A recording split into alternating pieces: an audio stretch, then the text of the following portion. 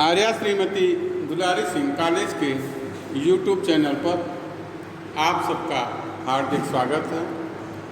आज हम आपको डीएलएड 4th सेमेस्टर में पेपर सेकेंड शैक्षिक प्रबंधन एवं प्रशासन विषय के अंतर्गत मानवीय संसाधनों का प्रबंधन, जिसमें आज हम शिक्षक के प्रबंधन, शिक्षक जो है एक मानवीय संसाधन के रूप में किस प्रकार से विद्यालय के विकास में अपना योगदान देता है, आज हम उसी के बारे में जानेंगे। पिछले वीडियो में हमने जो है मानवीय संसाधनों का प्रबंधन, उसका अर्थ और उसकी परिभाषा देखा था। चलिए शुरू करते हैं आज का वीडियो। मानवीय संसाधनों का प्रबंधन के अंतर्गत शिक्षक एक मानवीय संसाधन। Teachers as a human resources. विद्यालय के मानवीय संसाधनों में शिक्षक जो है वो महत्वपूर्ण मानवीय संसाधन है। विद्यालय की छवि सुधारने में शिक्षक की महत्वपूर्ण भूमिका होती है। शिक्षकों के प्रबंधन के द्वारा शिक्षक को उसके कर्तव्य एवं उत्तरदायित्वों का ज्ञान कराया जा सकता है, जिसके द्वारा वह अपने कार्यों का निर्वाह उचित प्रकार से कर सके। सबसे पहले तो हम देखते हैं शिक्षक का अर्थ क्या होता है।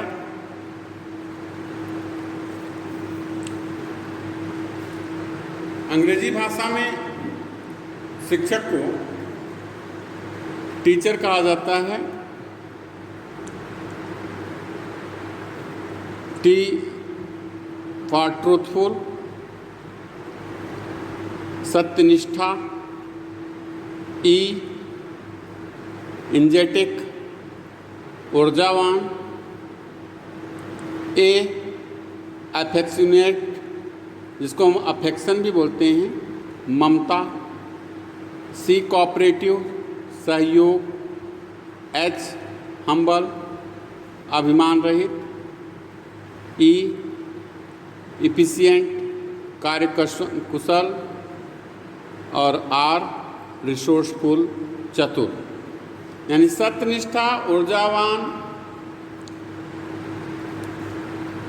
ममता, सहयोग, अभिमान रहित, कार्य कुशल, चतुर, ये सारे शिक्षक के अंदर जो है गुण होते हैं। एक शिक्षक वही होता है जो इन गुणों से परिपूर्ण होता है। एक शिक्षक केवल ऐसा व्यक्ति ही नहीं होता है कि वह दूसरों की शिक्षा हेतु परिस्थिति उत्पन्न कर सके, अपितु अपनी शिक्षण कार्यकुशलता एवं दक्षता को भी विकसित करता है। इस प्रकार से हम देखें तो वह सिखाता ही नहीं बल्कि स्वयं भी अभ्यास से व्यवसाय कौशलों को विकसित कर लेता है।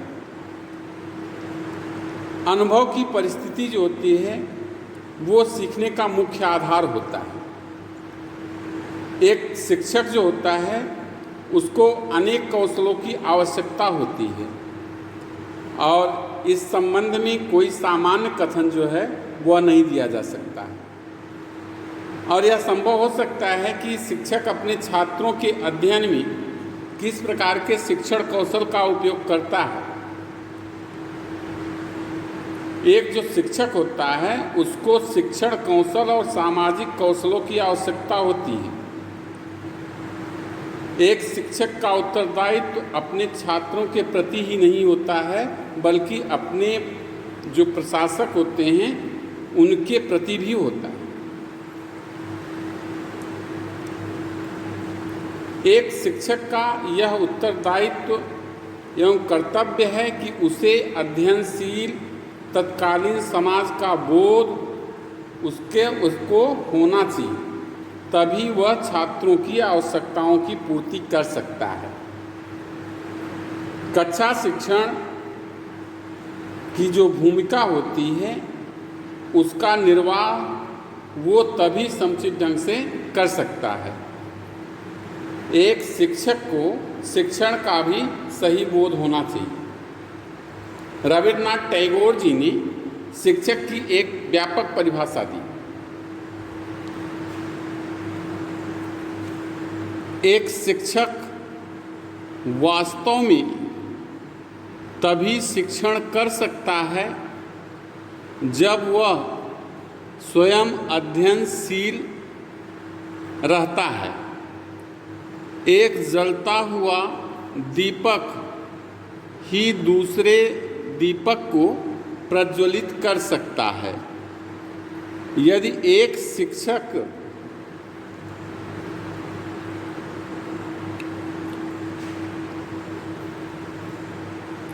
शिक्षक ने अपने विषय अध्ययन को समाप्त कर दिया और अपने ज्ञान का आदान प्रदान भी नहीं करता, वह अपने छात्रों में जागृति नहीं ला सकता है। अपने शिक्षण में पाठ्यवस्तु करके छात्रों के मस्तिष्क को बोझिल करता है। A teacher can never truly teach unless he is still learning himself. A lamp can never light another lamp unless it continues to burn its own flame. The teacher who has no living traffic with his knowledge but merely repeats his students can only load their mind, he cannot quicken them. Rabindranath Tagore ji के अनुसार एक शिक्षक जो है वो जीवन पर्यंत छात्र ही रहता है। उसे अपने विषय की पूर्ण जानकारी रहती है। शिक्षक को अपने छात्रों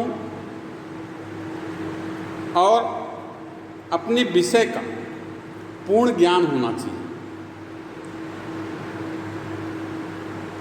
उन्होंने तो शिक्षक को एक दीपक की उपमा दी है। जो परिभाषा दिया, परिभाषा का जो सारांश है वो सारांश ये है कि दीप से दीप जले। शिक्षक को जॉन लैटिन से भी संबोधित किया गया है।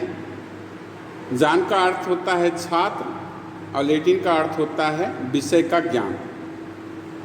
इसलिए जो है शिक्षक को सदैव छात्र की भांति सीखते रहना चाहिए, तभी वह प्रभावशाली या आदर्श शिक्षक हो सकता है।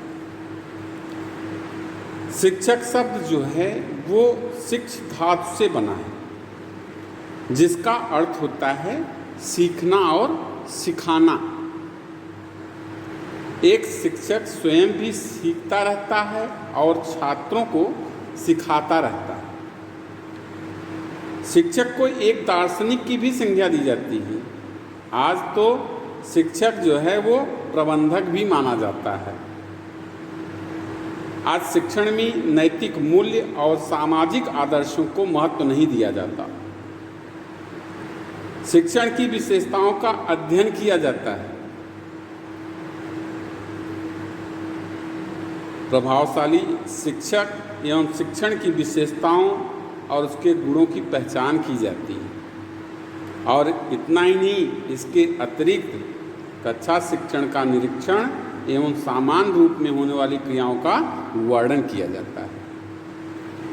महाकवि तुलसीदास ने रामचरितमानस के सुंदरकांड में रविन्द्रनाथ टैगोर द्वारा दी गई शिक्षक की परिभाषा में निहित भावों को प्रस्तुत किया।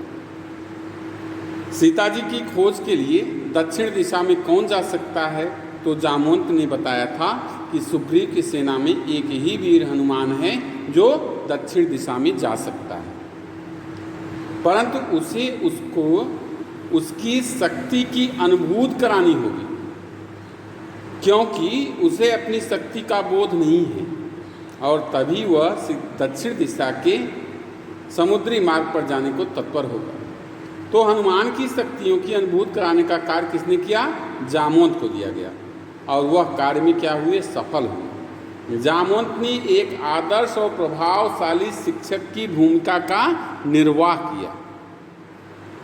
यही उत्तरदायित्व एक आदर्श शिक्षक का है कि वह अपने छात्रों को उनकी क्षमताओं एवं शक्तियों की अनुभूत कराए और उन्हें जागृत भी करे। रविन्द्रनाथ टैगोर जी ने कहा कि छात्र जो है उस दीपक के समान है जिसमें तेल या बत्ती तो है परंतु लौ नहीं, और इस लौ को शिक्षक ही उसमें उत्पन्न कर सकता है।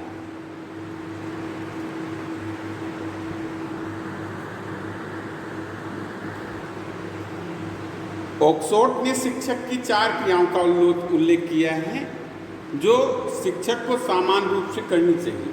सबसे पहला कि अपने छात्रों को सूचनाओं का वो क्या करे? संप्रेषण करे।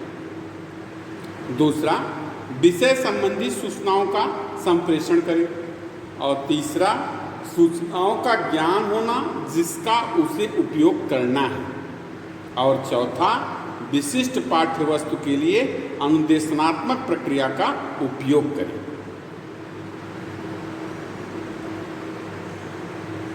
आइए देखते हैं शिक्षक की विद्यालय में क्या भूमिका होती है, उसको देखते हैं। तो डॉक्टर सर्वपल्ली राधाकृष्णन ने लिखा है, समाज में अध्यापक का स्थान अत्यंत महत्वपूर्ण है। वह एक पीढ़ी से दूसरी पीढ़ी को बौद्धिक परंपराएं और तकनीकी कौशल पहुंचाने का केंद्र है और सभ्यता के प्रकाश को प्रज्वलित रखने में सहायता देता है। रविन्द्रनाथ ठाकुर के शब्द में अगर हम बात करें तो एक अध्यापक कभी भी वास्तविक अर्थों में नहीं पढ़ सकता जब तक वह स्वयं अभी सीख न रहा। एक दीपक दूसरे दीपक को कभी भी प्रज्वलित नहीं कर सकता जब तक कि उसकी अपनी ज्योति जलती न रहे। एक सच्चा जो अध्यापक होता है वह जीवन पर्यंत विद्यार्थी बना रहता है। शिक्षा संस्कृति के हस्तांतरण, संरक्षण एवं संवर्धन का प्रमुख साधन है। अतः किसी भी देश की शिक्षा वहाँ की संस्कृति के संदर्भ में ही समझी जा सकती है। शिक्षा की प्रक्रिया में अध्यापक जो होता है वो एक अत्यंत महत्वपूर्ण कड़ी होता है और वही हमारी संस्कृति के भविष्य का संरक्षक है। छात्र के अज्ञान रूपी अंधकार को मिटाने वाला एक ज्ञान रूपी प्रकाश दिखाकर मानवता के पथ को अलौकिक करने वाला कहा गया है। कोठारी कमीशन 1964-66 में अध्यापकों को जो है वो राष्ट्र निर्माता की जो है वो संज्ञा दिया है। यानी राष्ट्र निर्माता कोठारी आयोग में 64-66 में बताया गया। इससे ऐसा यह है कि शिक्षक जो है वो सामाजिक व्यक्ति से अधिक चरित्रवान, उदार, सहिष्णु, दयालु और मर्यादित होता है। शिक्षक जो है वो विद्यालय संगठन का हृदय माना जाता है। विद्यालय में पर्याप्त संख्या में विभिन्न विषय एवं प्रवृत्तियों के दक्ष एवं सुयोग्य शिक्षकों का होना एक अनिवार्य आवश्यकता है।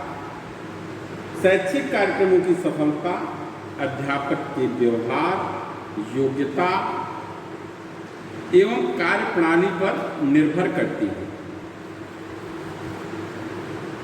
वर्तमान समय में अध्यापक का विद्यालय में प्रमुख स्थान माना जाता है। शैक्षिक एवं मनोवैज्ञानिक शोध ने यह सिद्ध कर दिया है कि शिक्षक छात्र अनुक्रिया में शिक्षक की जो भूमिका है वो बहुत ही महत्वपूर्ण है। क्योंकि शिक्षा का तात्पर्य बालक के संपूर्ण व्यक्तित्व के सर्वांगीण विकास से है, जिसके अंतर्गत अध्यापक का कार्य न केवल बालक का मानसिक विकास करना बल्कि उसके शारीरिक, नैतिक, सांवेगिक, आध्यात्मिक एवं रागात्मक विकास में भी योगदान करना है। आइए देखते हैं कुछ शिक्षक के प्रमुख गुणों को।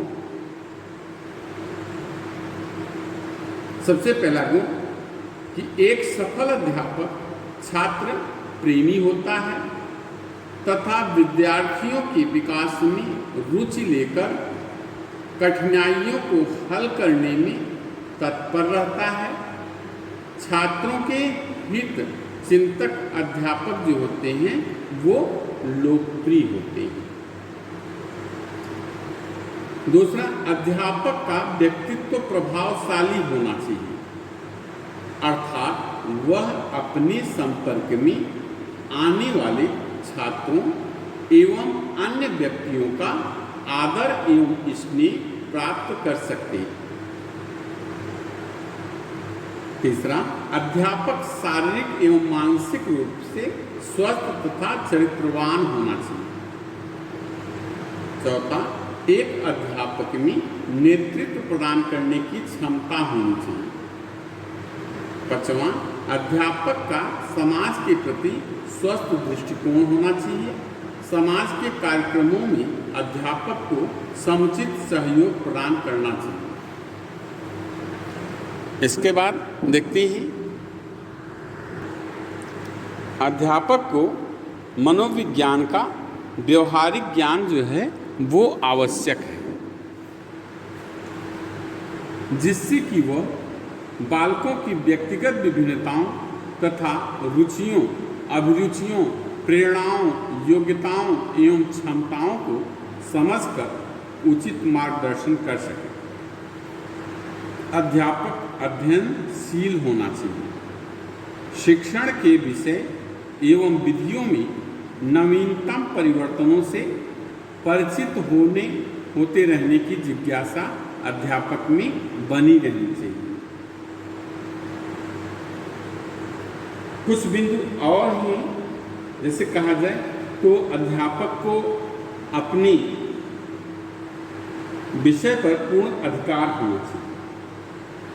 अर्थात अगर हम कहें तो उसके ज्ञान का स्तर इतना होना चाहिए कि उसे पुस्तक या नोट्स का दास न बनना पड़े। शिक्षक को अपने विषय का पूर्ण स्वामित्व होना चाहिए। और बात करें तो अध्यापक स्वयं अपने व्यवसाय के प्रति हीन भावना से ग्रसित नहीं होना चाहिए। अपने व्यवसाय में उसे पूर्ण निष्ठा होनी चाहिए। अध्यापक के अंदर सहनशीलता एवं सांवेगिक स्थिरता भी होनी चाहिए। अध्यापक की रुचियां विविध होनी चाहिए, विशेषकर पाठ्यक्रम सरगामी क्रियाएं, खेल कूद में अध्यापक को अपना उचित योगदान जो है वो प्रदान करना चाहिए। अध्यापक का जो दृष्टिकोण है वो प्रयोगात्मक होना चाहिए, तभी वह शैक्षिक कार्यक्रमों की उपयोगिता उसकी परीक्षा करा करके उसमें सुधार ला सकता है। अध्यापक के अंदर कल्पना शक्ति एवं सृजनात्मक क्षमता होनी चाहिए और यह क्षमता जो है उसके क्रियाकलापों में स्पष्टतः दिखाई देना चाहिए। इसके बाद में कुछ अध्यापक के प्रमुख कार्य हैं, उनको हम देख लेते हैं। सबसे पहला, छात्रों के बारे में पर्याप्त जानकारी रखकर उनकी व्यक्तिगत एवं सामाजिक समस्याओं के समाधान में वह मदद करे। दूसरा, अपने छात्रों को उपयुक्त कक्षा कार्य एवं गृह कार्य देकर समय से निरीक्षण करे तथा सुझाव दे। अध्यापक समय सारणी के अनुसार अपनी कक्षाओं में जाकर शिक्षण कार्य करे। चौथा, शिक्षण हेतु उपयुक्त शिक्षण विधि एवं दृश्य श्रव्य सामग्री का प्रयोग करे। छात्र परिषद का गठन करके प्रजातंत्रात्मक मूल्यों के विकास को करे।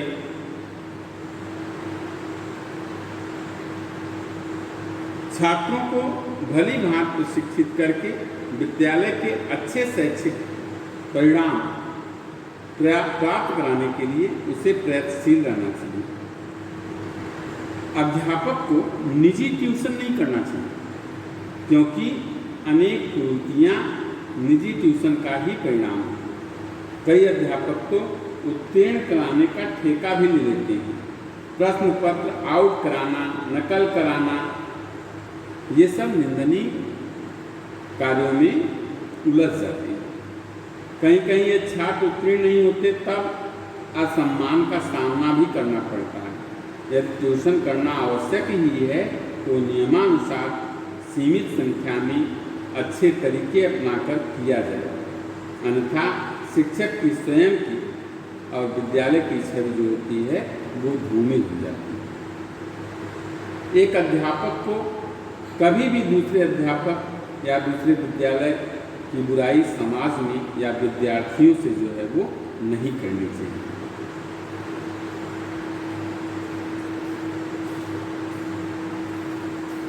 इसके बाद में हम देखते हैं, अगला आता है कक्षा में शिक्षक की भूमिका। कक्षा में शिक्षक की भूमिका को हम देखते हैं पॉइंट के माध्यम से। सबसे पहले शिक्षक जो है वो क्या है, एक दार्शनिक। शिक्षक के एक दार्शनिक से होने से यह तात्पर्य है कि शिक्षक को जो है अपनी विषय का पूर्ण जो है वो उस पर स्वामित्व होना चाहिए। शिक्षक को आधुनिकतम जो ज्ञान है उस आधुनिकतम ज्ञान से उसे परिचित होना चाहिए। विषय के प्रति उसका सकारात्मक दृष्टिकोण होना चाहिए।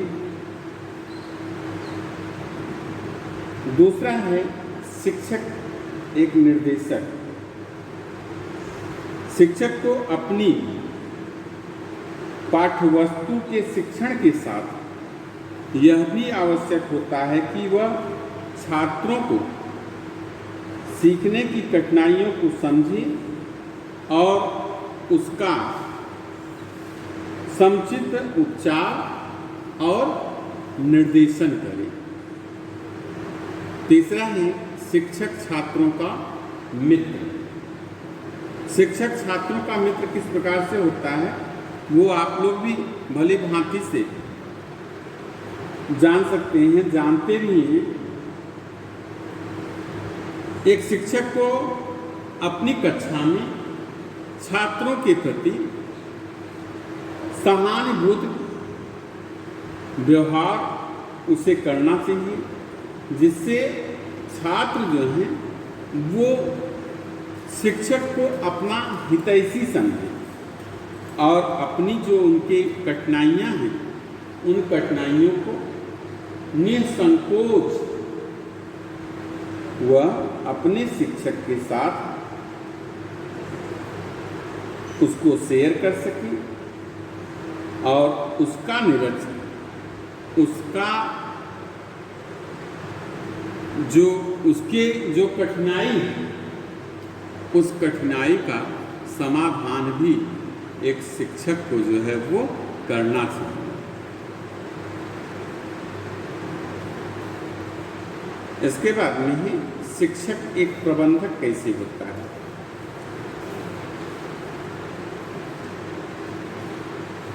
IK डेविस ने, यहाँ ध्यान दीजिएगा, I.K.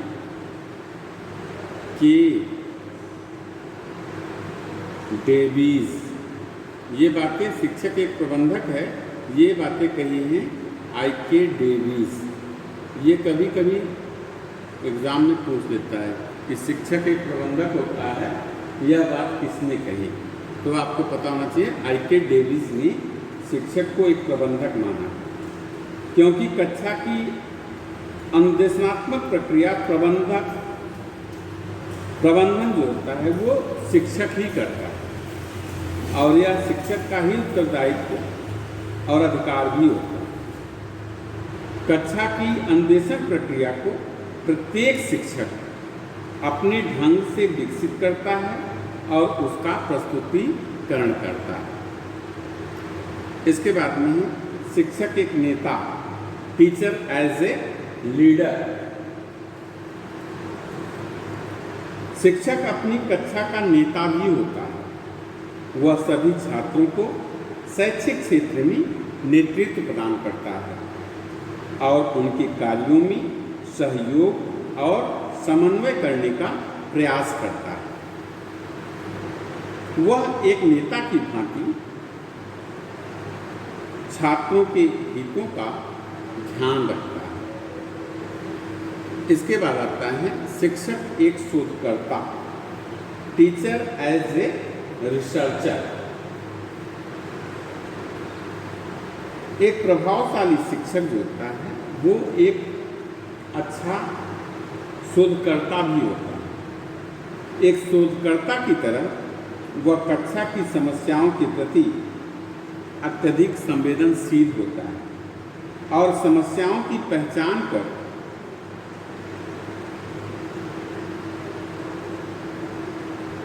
समस्याओं को पहचान भी लेता है। तत्पश्चात वह समस्याओं के कारणों को जानने का प्रयास करता है और समस्याओं के कारणों के लिए वैज्ञानिक समाधान जो होता है वह उसको भी करता है। इसीलिए एक शिक्षक को शोधकर्ता भी कहा जाता है। तो आज हमने आपको शिक्षक एक मानवीय संसाधन में शिक्षक का अर्थ, शिक्षक की परिभाषा, शिक्षक की विद्यालय में भूमिका क्या है, शिक्षक के अंदर कौन से गुण होने चाहिए, शिक्षक के प्रमुख जो कार्य हैं वो क्या हैं, और कक्षा में शिक्षक की क्या भूमिका होती है, इसके बारे में हमने आपको बताया। अगले वीडियो में हम मानवीय संसाधनों के प्रबंधन के अंतर्गत छात्र एक मानवीय संसाधन है, इसको हम देखेंगे। आप वीडियो को ज़्यादा से ज़्यादा लाइक करिए, शेयर करिए और चैनल को सब्सक्राइब करिए, जिससे कि आने वाला वीडियो का नोटिफिकेशन आपको सबसे पहले प्राप्त हो। और लेक्चर के साथ साथ आप अपने नोट्स को भी अच्छे तरीके से प्रिपेयर करेंगे, जिससे कि आगामी परीक्षाओं में यह आपके लिए सहायक सिद्ध हो सके। मिलते हैं हम अगले वीडियो में, तब तक के लिए धन्यवाद।